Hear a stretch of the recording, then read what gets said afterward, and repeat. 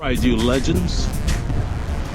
We're doing this ride on Sunday. Yesterday there was a major storm that came in, so we really didn't film anything. We didn't ride. I went out for a spin.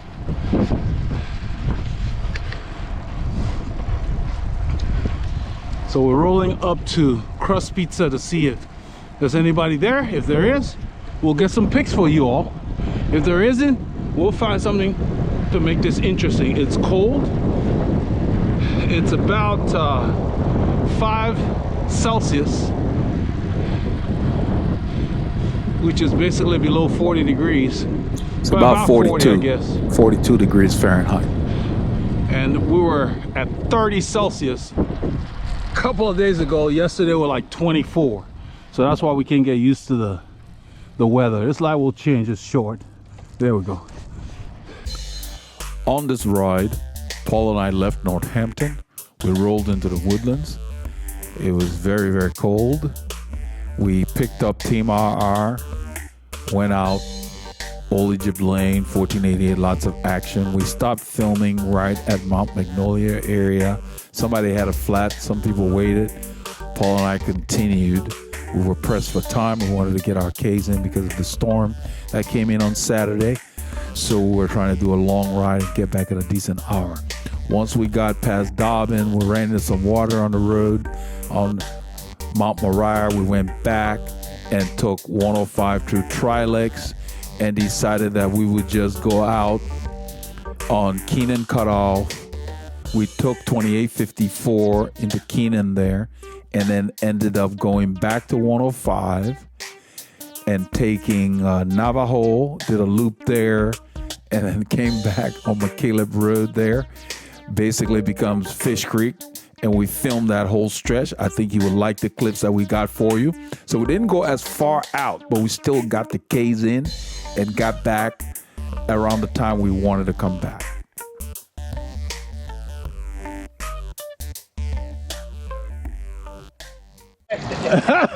That's all we need. Mo visits us. No. So they're doing the 1488 out, then up 149 Jackson Road. Oh, cool. But then once you get to 1486, instead of taking a right, they're going to go left back to Magnolia. The old Yeah. Okay. We got there late, so he's giving us the route. Cool. No, yesterday so it was just me, Jerry, and a young guy who I didn't know. Okay. And well, it's good that Jerry's back. Okay. We're talking about Saturday's ride because I rode too, and there was a storm. Downpours, quick and short on Fish Creek. And then I came back home, it was like dry again. Yeah, so it came in close to noon. And then as soon as I walked home, I started cleaning the bike and I heard it roar. Yeah, it came down. It was hard. I got 65 miles in. That's good. Mo's got a new bike. We're going to get the story on I went out for 4 hours. How he sourced I said, it. You're nuts. I said, yeah, I know. You know the old saying, right? 30 faces win the race. Win the races. 30 faces win the races.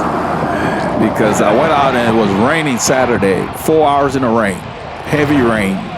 Driving, so windy. This one, she said, it's cold. She said, it's cold. You going out there? I said, I invested in winter kit. I'm going to wear it. But that's fine. Yeah, exactly. I told her, I said, I got the equipment. Why do you have it? Exactly. I really have not invested in very expensive stuff, but good enough for Texas. Exactly. And why not? Yeah, Mo says, I've got them. if you have the winter kit, why invest in it and not use it? He had put that on Strava a while back. 42, and it's going to be around 50-ish when we finish. Something like that. The thing is, though, it's windy. Yeah, it's going to feel cooler. Yeah. You start getting against the wind, it's better to be protected. Yep. We're not You see the guy in front of us? He's got tights on and stuff, but they're not heavy enough, in my opinion. That's Dave. And so he ends up coming back early. It's a good group. Call it pent-up demand, right? Yep. Yeah, it's a big group for a Sunday. Didn't ride, yeah. Because the week before They it was... didn't ride the week before either. I believe it was too cold or whatever, so 2 weeks they hadn't ridden. We got church, I'm like, Yeah. So the most said some people got church, they're coming back early today. So everybody's doing different things. Some people are going longer. You know, we're definitely going longer. So in a little bit, Paul's going to chat with Mo about the bike. Mo has an F10. I rode. And Did went you out. stick around, kind of? No, I actually went 149 to Keenan Cutoff. Came back to the neighborhood. From my house is 4 hours. Wow. You know, Yeah. we must have just missed each other. Yeah, I saw your post. So you said, "Miss the storm" or "beat the storm" almost, something like that. That's kinda Mo's beat the post big on Strava 11 for o'clock, yesterday. But the couple of showers. So Yeah. if you went out there, you saw it. Oh yeah, when I got back to the woodland, it was windy and raining and whipping rain. Yeah, we did Wood Forest, and then after Wood Forest, there's a whole neighborhood, Old Yeah. Harbor, whatever it's called there. Okay. So we rode around there. And I was pushing, you know, put it there. Yeah. And then once we got back on Fish Creek, we decided to come back just from 2054. Okay. And once we got to Leah Drive, you know, like there, it started coming down. Oh, so yeah. it was all wet, all the way back. And then we got in. It's dry. Yeah. It was all over spotted variety. Yeah. No worries. Those of you who don't know Mo, don't fall for his unassuming jacket, so I was protected. demeanor. Mo is See, I'm again, might be doing some. I'm former racer Oh, okay. Courtney told me from Italy. When she leaves, she sends me. I'm leaving now. Okay. I'm asking to look over. So what he's talking about is after this ride, he's going to try to So when get you back get on back, time you guys go for a spin. to ride with his wife. Yeah. He wants to get back. Well, it's In a gonna be little the bit, 50 he's cents, going so to you'll go be and nice chat on with that. Paul. So we'll get to find out that he's got a Pinarello F10 that he got from Italy. Okay. He will tell us how he got it. Mo has a racing pedigree from a family of racers. Nice machine. Nice machine. The machine Fits fits him him well, really too. well. I got the. Here. Yeah. Here. Oh. Yeah, you're gonna talk to Mo. Oh. Yeah. Slow We're going down, down hills. slow I told Paul to slow down. I didn't going want to give him the downhill here. camera I don't at want you speed. too close to them when I hand it to you. Yeah, so we're waiting to slow down, give it to him. So we're gonna find out. Mo's gonna tell us how he got the bike. What's nice about it, because I was telling Alfred about how I got it. I don't think you can find this color on the market because it's custom made for the team that I got it from. That's the color of the team. It's a beautiful bike. It's beautiful, and it fits him well. And that bike has a lot of tech in it. When you accelerate, that thing just puts everything into your forward motion. That's Dave. I told him good morning. Yeah, I'm on this side with Mo. So Dave has been calling me Paul, calling both of us So Mo, Paul. did you have to ship it from there, from back home? So this was a bike. It was a spare bike from a you can say under 23 continental team in Italy. Yeah. In 2020, so last year. When they get to the end of the year, they sell the bike. So I had the opportunity to purchase it. I hadn't even seen it, but my brother's like, hey, send me a picture of it. Yeah. And they had two of them, one like this and the other exactly the same, but this smaller, my brother. So he got one, I told him it's fine for him. So Yeah. he bought it. And so it sat there all year until October when I went back to Italy. Okay. I rode on it in Italy, and then I started back from the plane. Yeah, the other gentleman looked exactly like you. I was like, man, I wonder if that's you. It's the same, yeah. Yeah. Okay. Yeah, Mo posted a picture with him and his brother when he went to Italy last October. That's what Paul's talking about. They both had the same bikes, and Mo said, 2 years old. Yeah. And, we were teenagers, and when he was 18, he actually was part of the Italian national team in the junior category. He's a really strong rider. Really? So you come from a rider's family? Yeah. My dad used to race. In the family. My cousin, my uncle, we all raced. At one point, I've raced. Well, no, we never raced. The three of us together, my brother, my cousin, and mine. Because my cousin quit right before we all got to the same age category. Yeah. But I have raced with my cousin together. He's a year older. Yeah. And then with my brother when we were in the amateurs under 23 same team. great experience. Nice. So Mo made a living as a bicycle racer back in the day. In Italy, he used to race with, like you said, family members, some of his cousins. They raced at the same time. A family of racers, but he also raced with some of the top pros that we knew back in the day. Those of you from the, say, late 80s and so forth, you know, Michele Bartoli, Francesco Casagrande, what's his name? The fastest man in the world back there, Mario Cipollini.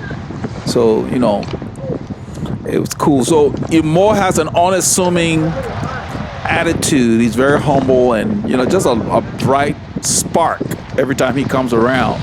And what I want to mention is a lot of people that are not aware, sometimes you will see on this ride, people start going really hard very early, not knowing who they're riding with. And so Mo goes to the front and he keeps the pace kind of high, you know, for us anyway. But it was kind of like funny. You will see the attrition that occurs and the group just whittles off. You know, somebody has a mechanical, I guess, because there was a split at some point. But we keep riding and then we do a loop later. They do a loop to go back and check on it. But it was interesting to see. So at this point here, we're supposed to turn left here, and I don't know why we're standing in this straight lane, the lane for traffic going straight. Okay. Let me have changed it again. Who knows? This world. You were here, Paul I asked. was standing where that truck was. Yeah. The wind was buffeting from behind and to this side, this way. That was Saturday. I was coming home. Mo said they were going 1488. Yeah, like I said, maybe they changed it again.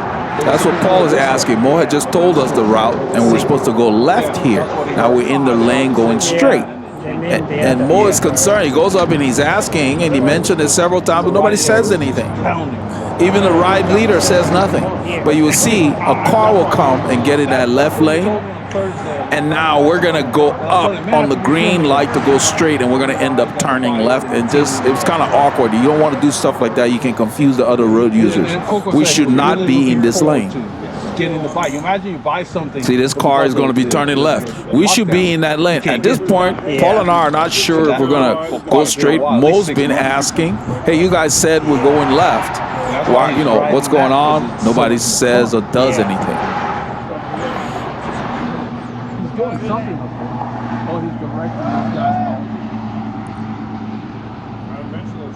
guys. So you see that Mo is pointing left. There's a guy across the street there. He's waiting for us. Mo's telling him we're going to go left. So now it's been confirmed that we're going left. So why are we in this lane? We're in a wrong lane.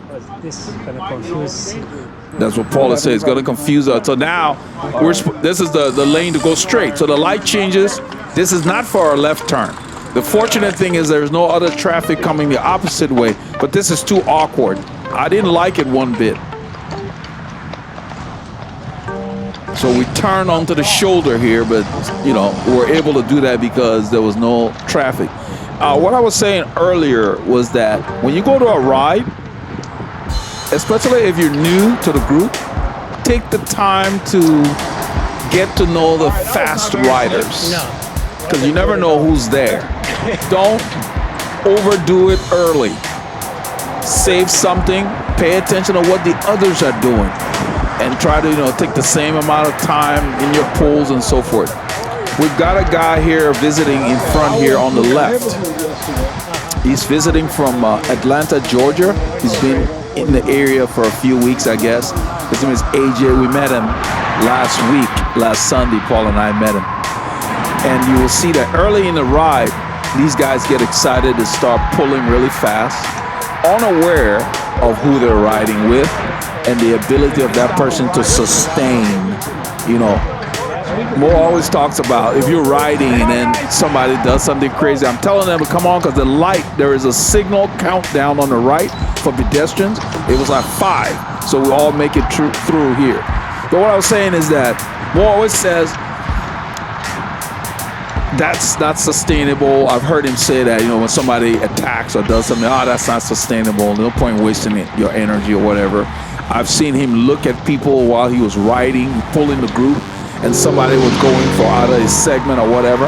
And he just ignored the person and kept doing what he was doing. And sure enough, the group pulled that person back. So when you're riding, stay under control, stay within yourself. Especially early. There's no point sprinting before you get to the finish line. Let me put it that way.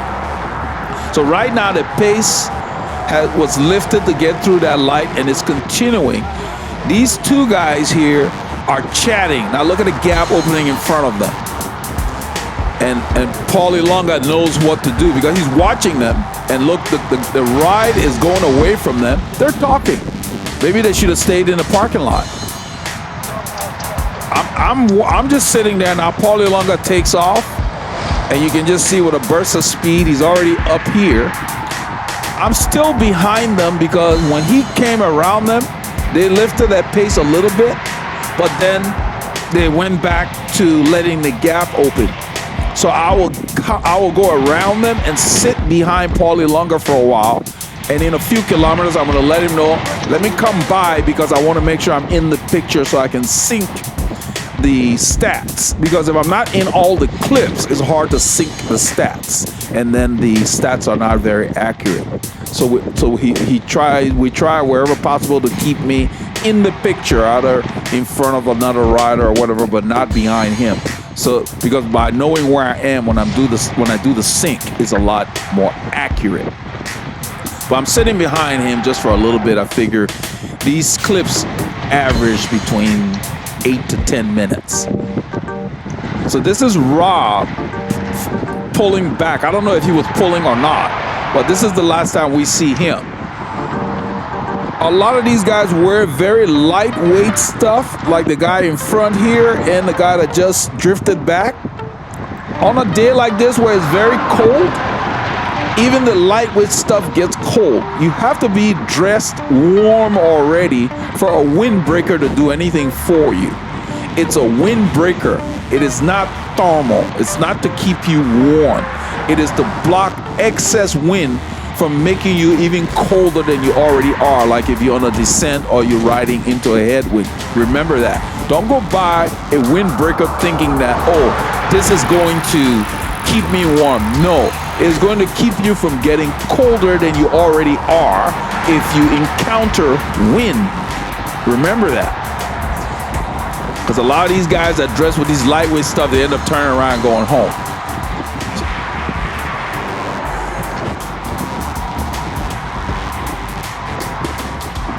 The pace has picked up, and right now we can't really tell, but the camera doesn't pick it up, but I can tell we've got, I believe AJ, and then the guy we call Shempusan. They end up pulling early on really hard. They end up overworking themselves, and then once they pull off, the pace doesn't let up.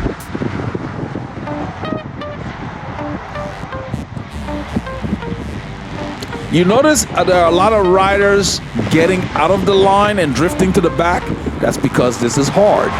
The wind is coming from the right for the most part right now. So this is not wind aided at all. There's the debris this guy was going around. So when you're riding in the wind like this and you're going to be sustaining the pace, save your legs. Look at my cadence. It's early in the ride. We're going to be doing this all day. This is why I was talking about cycling with high cadence. What I consider high cadence, what most people consider high cadence, is 90 plus, 90 or above. I'm right behind Paul there. He knows I'm there. He saw me in his mirror. He actually expected me. He told me, you would hear him tell me, I expected you to come around me, because he knows about getting me in the frames to make sure I can sync these things. But he wanted to make sure he was not closing a large gap because somebody wanted to chat. It's okay if you want to talk, but either you make yourself the last two or something, but if you're going to sit in the line as a courtesy, you want to maintain the gaps.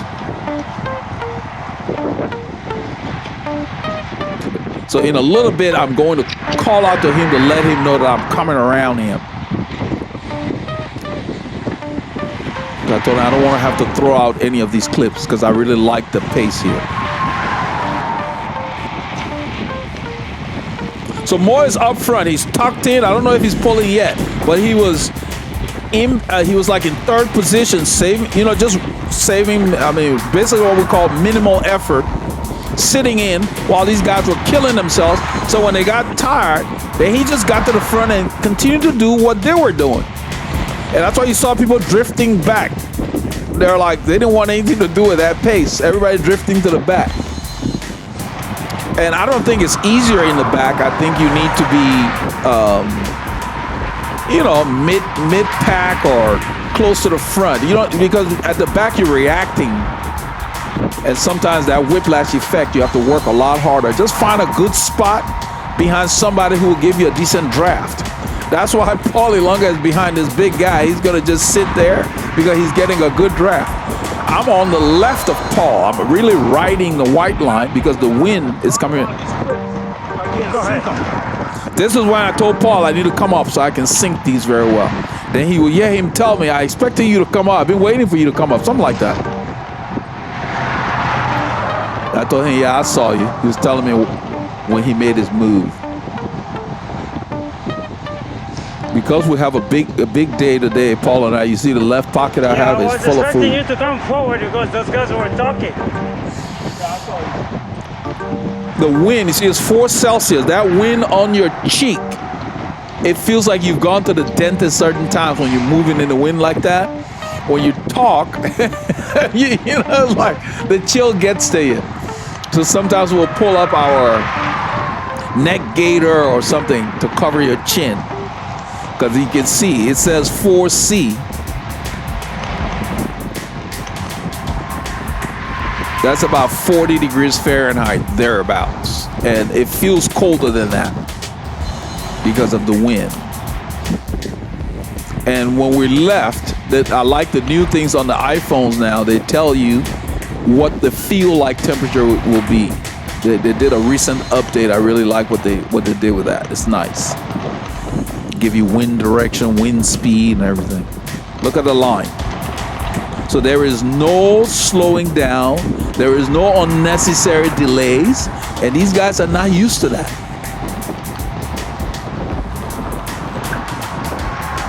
And I keep my cadence 90-ish. And when they accelerate, I just pedal faster. I don't shift because it's relatively flat here. We got a few slight grades. But by saving your legs, when the pace does really pick up, you'll be ready to adapt, based on your current level of fitness. There's a lot of mud and stuff on the road, and we don't want to go over it. That's what those guys yell in mud. That is so ineffective. Just point. You see what I'm doing? Just riding down the road, making all that noise. Just point.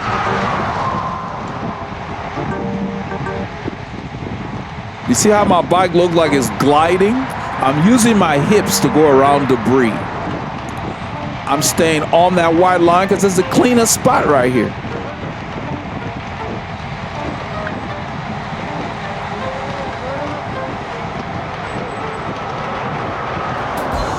I keep my cadence high, keeping my legs supple. The French call it souplesse. It allows you to react to speed changes. And when you're in a group, there's going to be speed changes. Unless you guys had predetermined you were just going to do something steady. But there's always people that mix it up so you can react. So this guy got off the front and he wants to go in front of Mike there. He goes, you see, he's in front of Mike. In a little bit, he's going to slide off. I don't know what they're doing. Now you see, he's to the right because I guess it was debris. Paul is adjusting the camera. He's probably changing hands or something. But now he ends up in front of me, right there. I start to watch him, and he seems to be laboring, the guy in the red. If you look at my legs and you see the snap in them, now he's got a decent cadence going, but I'm watching his upper body. He's looking for power. The camera is not picking him up right here. He's moving his shoulders, his head, all of that. Once a rider starts doing that, that says the legs are not firing because you're trying to get extra force in there. Then he shifts to a larger gear than he normally pedals. Look at his cadence. And I noticed all of this while riding because I've ridden with him enough times to know that this is not how he normally rides. He's trying to catch his breath. So he has dropped his cadence, and the problem is the pace has not changed. And this road right now, it's not very flat. It's a slight grade. See, it says 1%, it's probably 1.5 to 2. It's going up. And so now look at him, he's working harder.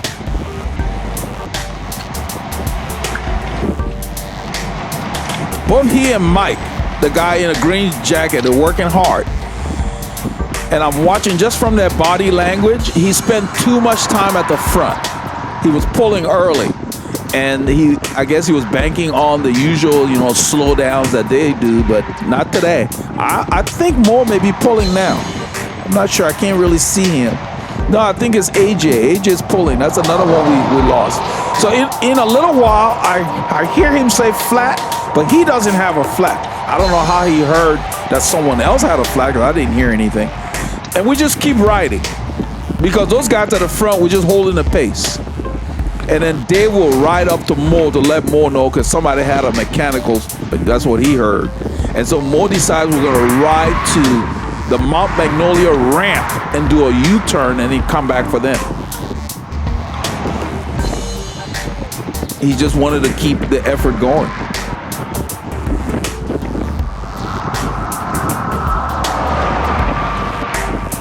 All I'm doing is I'm making sure I stay in the draft, and I'm making sure I keep my cadence high so I'm not laboring at all. So this is when AJ pulled off the front. He had spent too much time up there too. And the pace now is going to lift. I think this is when Mo takes over. And all he's going to do is keep the same effort they were doing. But if you look at the watts, it's around 250, 300. This road going up here is going to go up.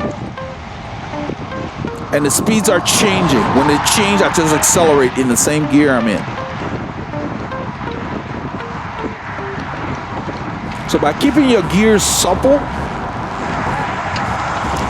right there he says something. I didn't hear it. I just went around him and kept going. There's nothing wrong. I looked at his bike. Even Paul looked at his bike. It looked fine. So I don't know what he heard or what. I think he just needed a break.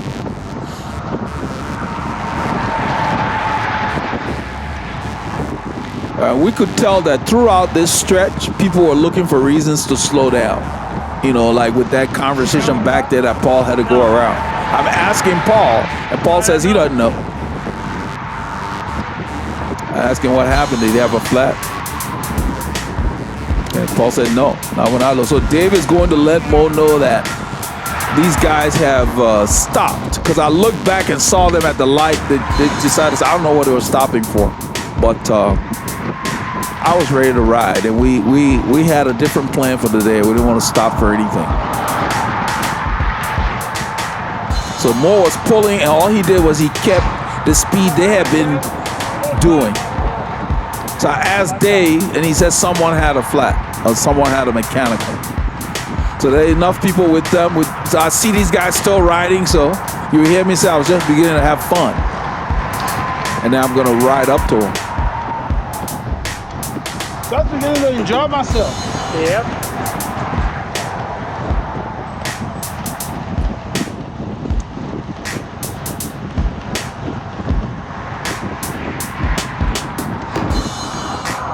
I just raise my cadence and just ride back up to these guys. So now the group has split in two.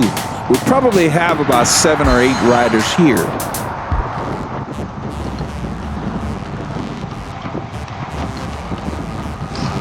Now what you're going to see is this road now will begin to go up a little bump. I call it a bump because it's really not long, but it gets to around 4%. And what happens is the people who are tired, it will show. We're coming up on it right here. You see Mo is still at the front. Nobody wants to go through. He's still pulling. He's keeping the same effort those guys were doing. And when you're riding, you got to be diligent. So I'm just looking around, making sure any gaps that open gets closed. There's a lot of debris. See how effective that is? You just point. As the road goes up, I'm going to keep my gears lower than even what I'm in right here. The road's going up here. You can visually see it. If you look at the grade, I think it gets to around 4%.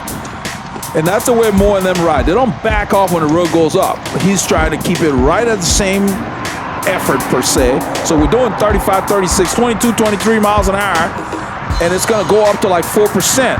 And other people are gonna start struggling. And you see, I'm just using cadence. There's a lot of debris. I move left. Now watch me use my hip here. Boom, to the left. This guy moved over at the last minute. I used my hip to get out of the way. Because I was looking ahead. The gaps are there. These guys got dropped right there. Didn't take much.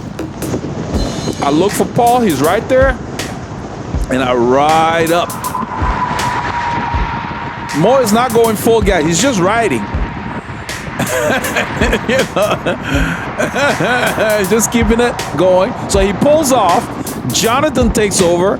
But then Jonathan stays by the white line, which doesn't give me much of a draft. So you're gonna see me riding the white line.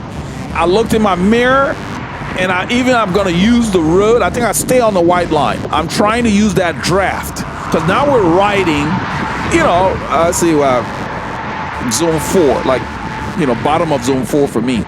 But everybody's different. So now we're riding. So I'm sitting in to save my energy, so when he's done, I can pull. Now right here, Paul is too far back. He really needs to get up there. Now he's coming up. You save energy, get in the draft. That's why you saw I didn't hesitate. The faster you go, you need to get in there. And now we're riding. So there's just like 5 of us, I believe. Let's see, 4 of us. I believe Mo is behind Paul. And Mo's gonna come around to tell me. See, I'm gonna pull through and go to the right. So I can give the following rider the echelon ability to draft. So Paul Ilonga can slip in here now because the wind's coming from the right. So I get into a little rhythm here. Then Mo's gonna ride up and tell me we're gonna go and take that loop. So we're gonna take the loop to go back for those guys. So that's what Jonathan's asking Paul. Did you say stop at the loop? Yeah. Okay. So Mo said we're stopping at the loop. So I just turn off the power. We're gonna end up doing the loop, but we don't go back with Mo. Mo goes back with them, and we just go ahead and continue our ride because we're kind of pressed for time. So now you hear one of the riders that got dropped. He catches up with us and he wants to ask whether this was a segment.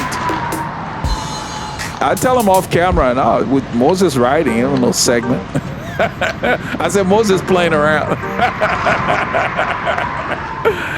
There didn't need to be a reason. He was just riding. He wasn't doing anything that special. He just didn't back off on the hill. Yeah, he said, what happened? Flat tire. Yeah, I told him they're going to back for the flat tire. Somebody had a flat tire back there. But then once we turn off, which is off camera, he asks on this loop. Hello, you legends. And I told him. We're wrapping up this day. We're on McCaleb Road, AKA the 2978 Farm to Market Road. My brother and I are rolling it. It's about 12 Celsius, 12 and a half. So it just broke 50.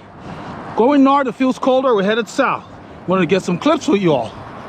Look at this day. It turned out to be a glorious day. Look at this. Just a pleasant day. Look at that sky. Look at that. That's the stuff you see in like science fiction movie. Look at the sun. Look, the clouds look like there's a flare. It's just awesome. The world is truly beautiful.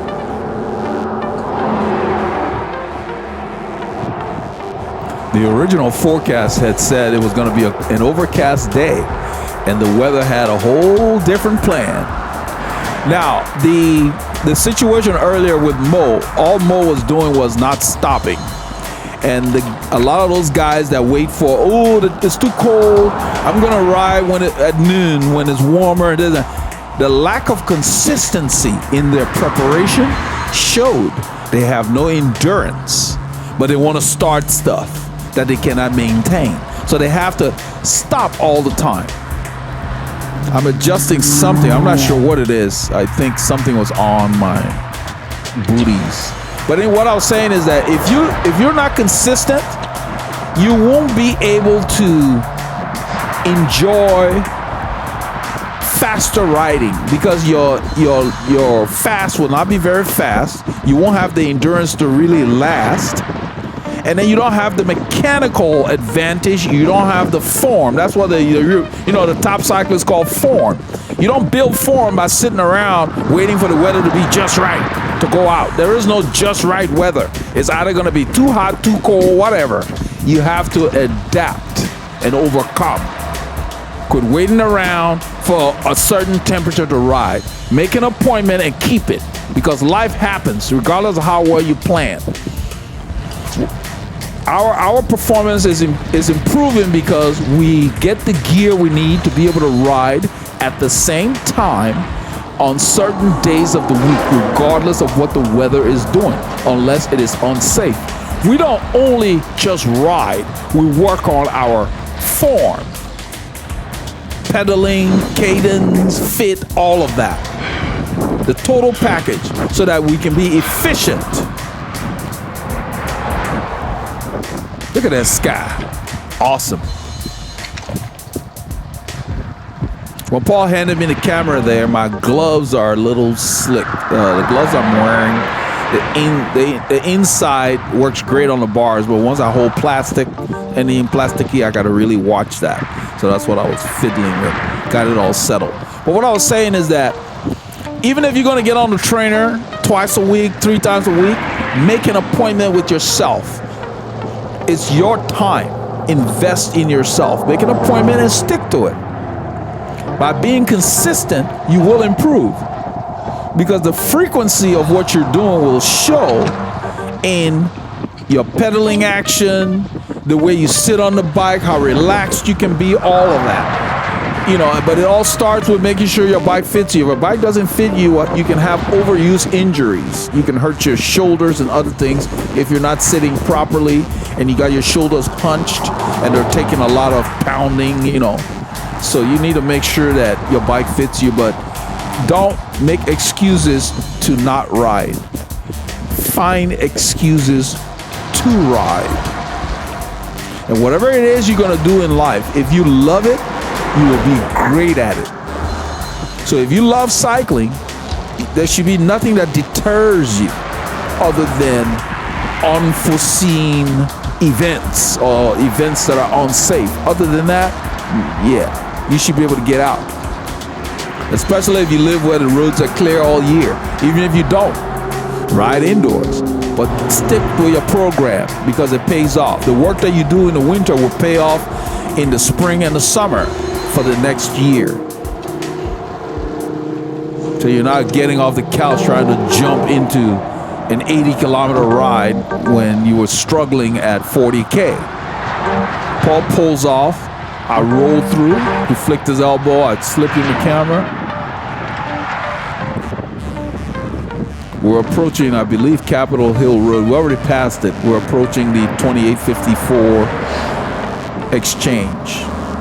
So when we ride, we're teaching our neuromuscular pathways how to pedal. Pedaling is not a normal motion for human beings. So you have to learn it and you have to reinforce it. It's kind of like walking on the grass. As soon as you stop walking on the grass, those pathways gets grown over.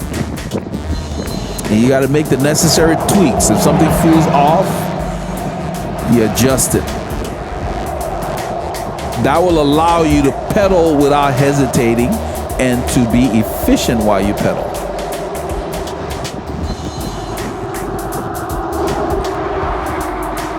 So that beautiful bike that Mo got, he was fortunate enough to get it from a Pro Continental team. Those of you who weren't paying close attention to the conversation, a Pro Continental team in Italy, they sell their bikes at the end of every season. So they got that. It's a beautiful machine. The F10 has a lot of tech in it.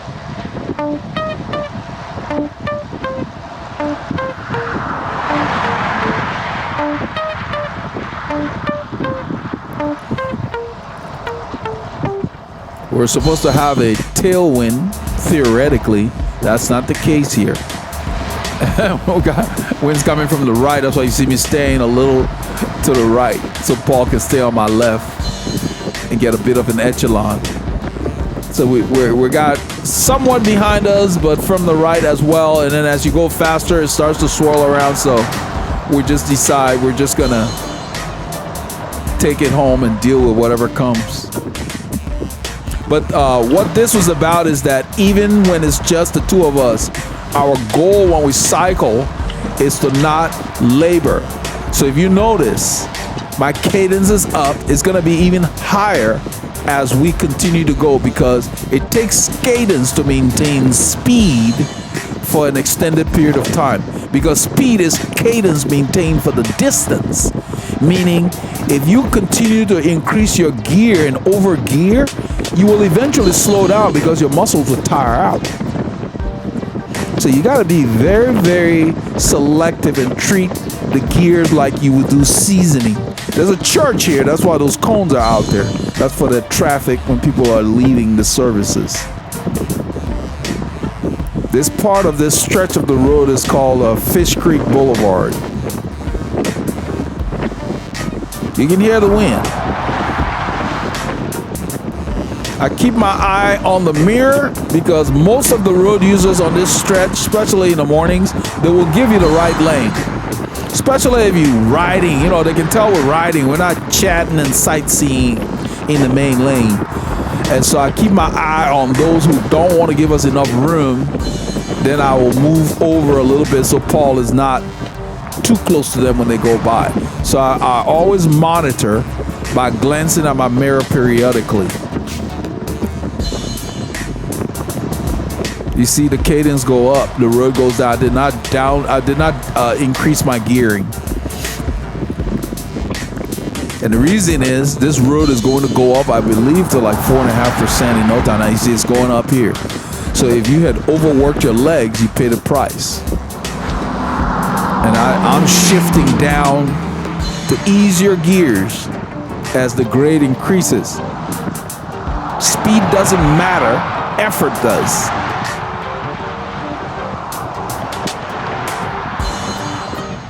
And I don't want to get bogged down.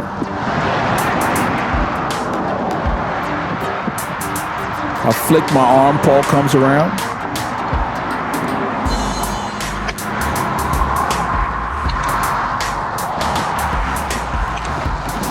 This is Leah Driver going by.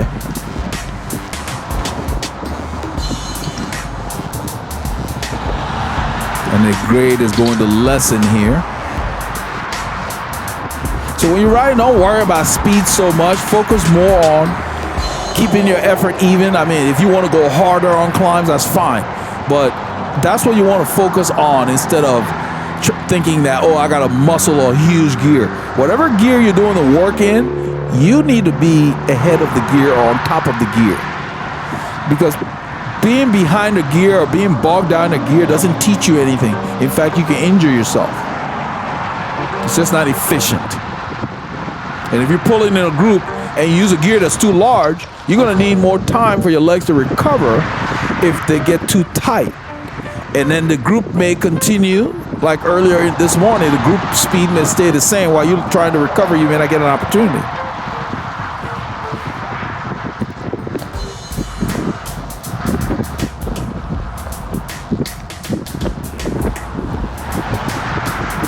So cycling is all about timing. You got to know when to dig deep into your reserves and use up your glycogen. So most of the time you want to stay fluid. See how quiet it got as soon as I got on his hip there? I'm staying slightly to the left. See, he's using his shoulder. I'm just staying to the left of the white line.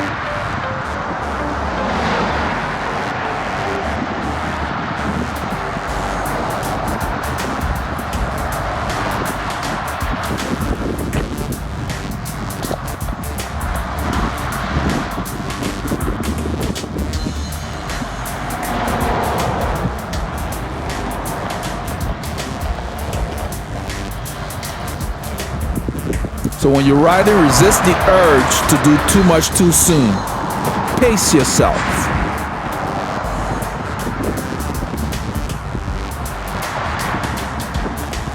We're still about 2 hours from home here.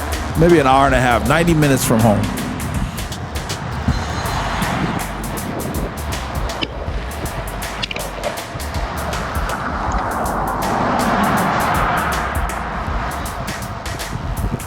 We crested that hill. The road's gonna go downhill here, so it does not require a lot of effort to really get.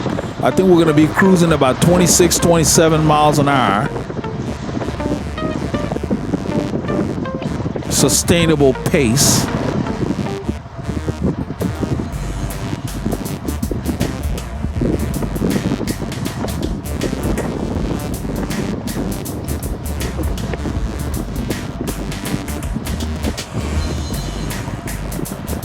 Look at that sky. Just lovely.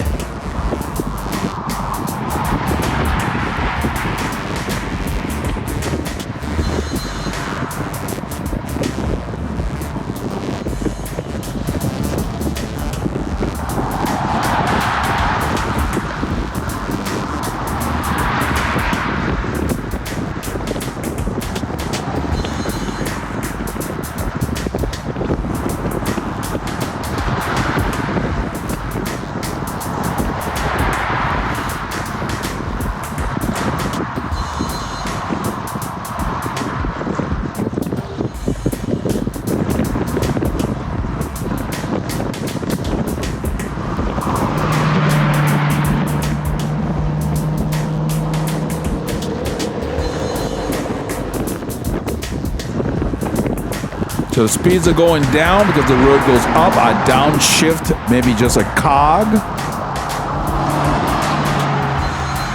You've got to do it by feel based on what you can handle, what ratio you can handle.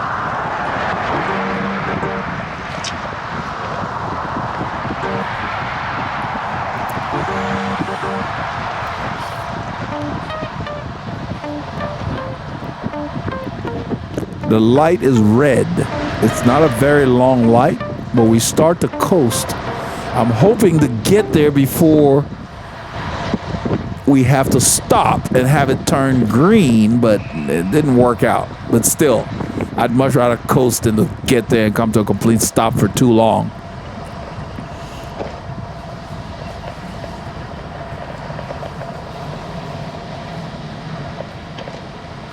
I was hoping it would change about here, but it didn't. So I downshift before I unclip. I downshift and I lightly rotate the pedals. I'm already in the gear I need. I clip in and go. It's time to go.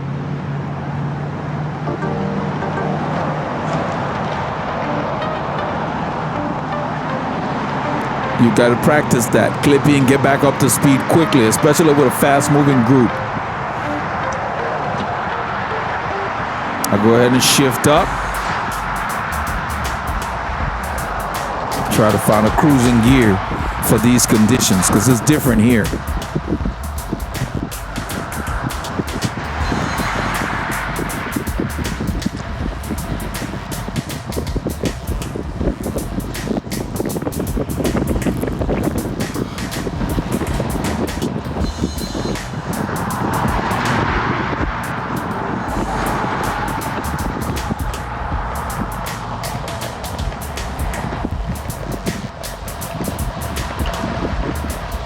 Probably riding at 53.16 or something like that. We're doing about 27 miles an hour.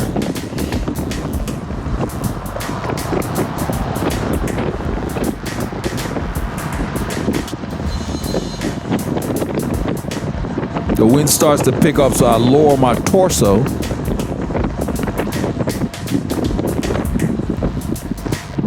Continue to drive the gear.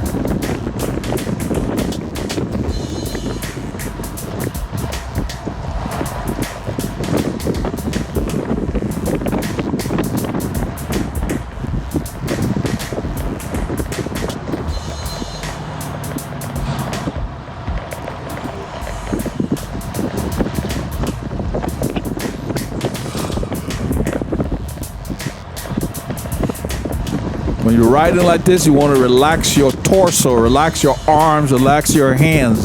They don't make the bike go any faster. All the energy needs to go to your legs. You got to consciously focus on that. Your upper body needs to go limp. You're not climbing or doing anything.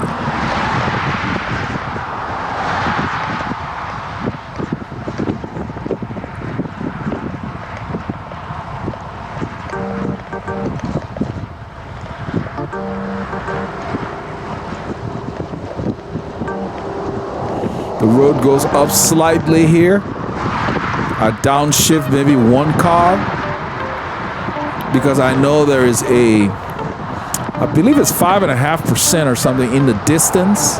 In about maybe 2 kilometers, we have to climb to get into town. I'm coasting, waiting for this light. This light is short, and we're able to get there before it changes.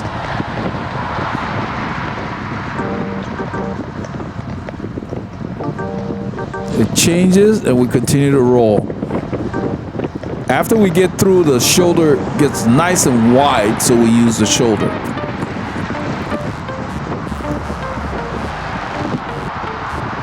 When I'm going very fast, I don't like to ride in the debris. And you know, the lane was kind of clear. It is still Sunday morning, kind of. Let's see.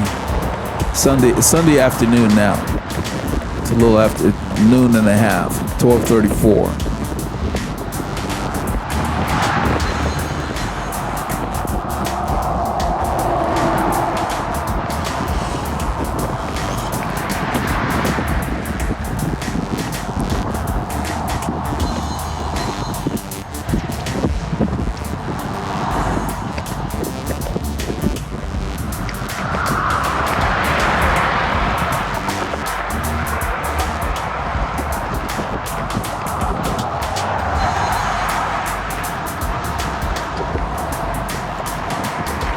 It may not show it on the metrics, but the road here starts to feel like it's going like that. Now it says 1.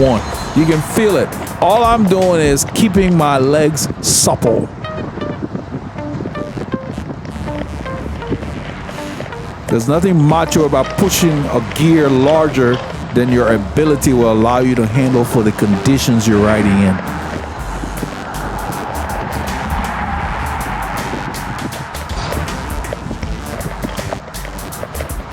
At this point, we've got a nice wind blowing from behind. Those trees are blocking the one from the right.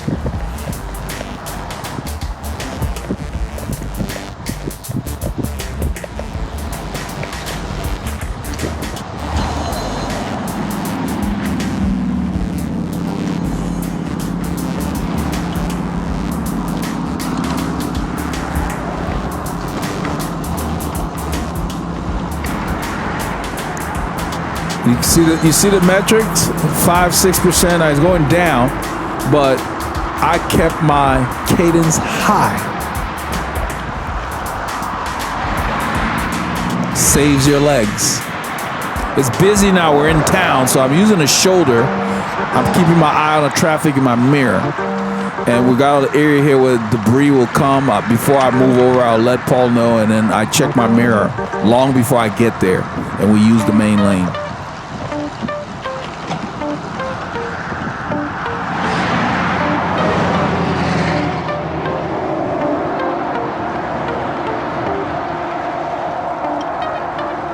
So by keeping your cadence up, you simply have more dynamic movement. Your acceleration is rapidly available, readily available when you need to use it. So if you bog down in a gear, you can't get moving.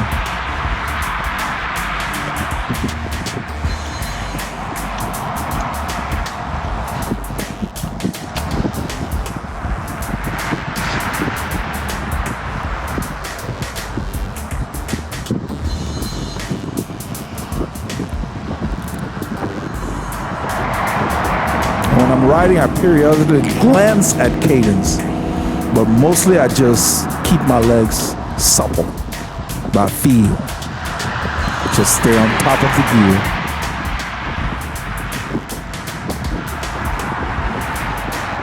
So where you lightly feel in the gear, it's not anywhere near being spun out.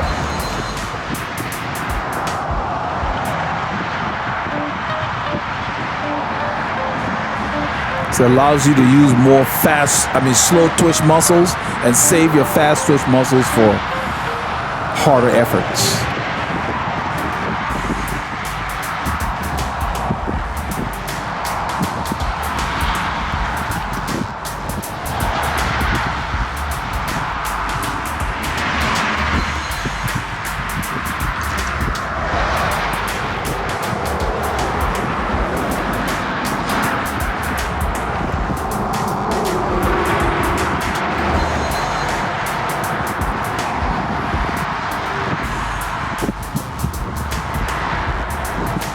So the shoulder is clean, we're using it. If the shoulder had been hazardous, we would use the main lane. Because whatever you decide to do when you're on the open road is be consistent.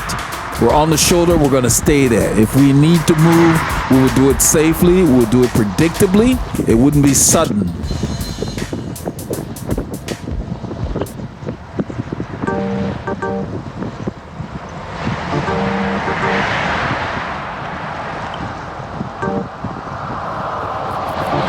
So if you want to be good at something, you got to invest the time in it. There's no shortcuts. Whatever it is,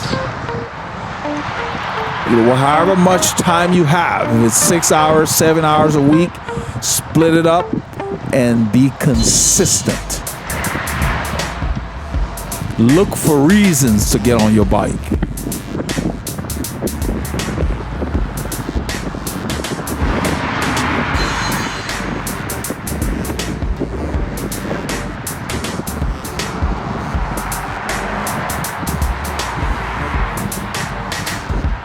The light changed. I'll let Paul know we're moving.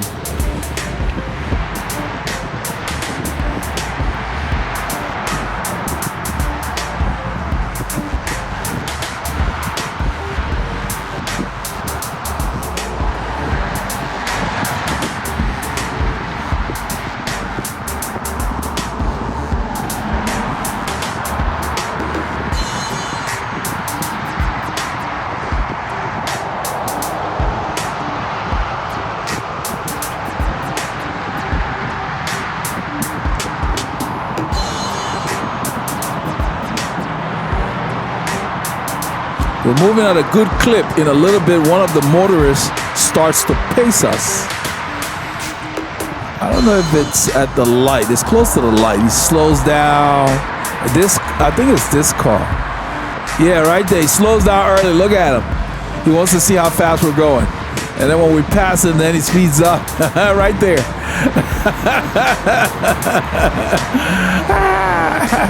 Yeah, we're riding this bike like a vehicle. This is not a toy. It's a vehicle. It's a machine. So he wanted to see. We're doing about 23 miles an hour or so, moving along. And when you're stable, it doesn't look like you're really trying. And that's the whole idea. You shouldn't look like you're killing yourself. You should work at your form enough to where everything looks automatic.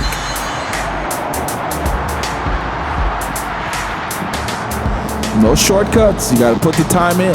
You want to be good at it? Invest the time.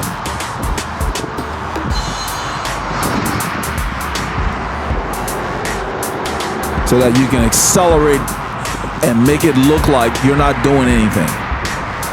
You see how his speeds went up? I'm turning the gear faster. There's a lot of debris. Actually, they have construction barrels. I don't know what they're doing here now, but they're working on the other side of this road coming north at that intersection in the distance.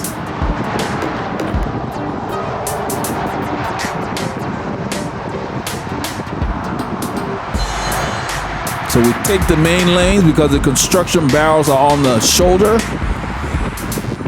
And it's clear what our intent is. So even though there were cars behind us, some of them, that white truck, he went in the other lane there. So I told Paul, let's go ahead and turn right. We're going to zigzag and get through here. This is kind of a congested corner, and it's a bit of a mess to get through. So I don't know what you did this weekend, but I hope you got your K's in, because this is part of what we did on Saturday. Remember, get your K's in and keep those doctors far.